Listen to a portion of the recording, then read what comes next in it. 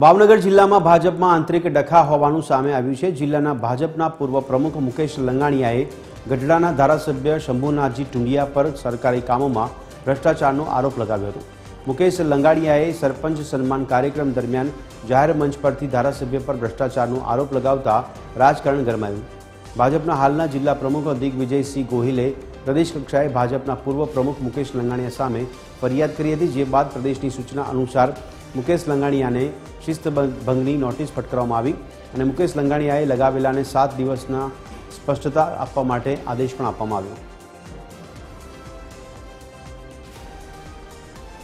કેનાલના કામમાં રિપેરિંગના નામે ભ્રષ્ટાચાર, ખાણકાળના તળાવ આવે, ખાણકાળના ચેક ડેમો આવે, મળતિયા 5 લોકો લે તળાવો વેચી લે। આ વખત તો તમને હું લિસ્ટ આપું ને ભાઈબંધો, એ જગ્યાએ જીસીબી આવ્યું નથી આમને નામ।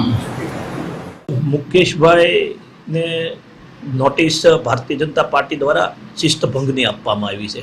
પ્રદેશ ભાજપની સૂચનાથી એમણે જે શંભુનાથ બાપુ ધારાસભ્ય શ્રી ગઢડા ઉમરાળા વિરુદ્ધમાં જે આક્ષેપો કર્યા છે, પ્રદેશ ભાજપાને એવું ધ્યાનમાં આવ્યું કે આ આક્ષેપો કર્યા છે એ શિસ્તભંગ કહેવાય છે। અમારી એક સિસ્ટમ હોય છે કે પાર્ટીના લોકોની કાંઈ પણ વાત હોય તો એ એક કોરમમાં બેસી અને એની રજૂઆત થતી હોય છે। તો મુકેશભાઈ જાહેર મંચ ઉપરથી બોલ્યા એટલે શિસ્તભંગ કાયદેસર દેખાતી હતી, એટલે એમની પ્રદેશની સૂચનાથી નોટિસ આપી છે।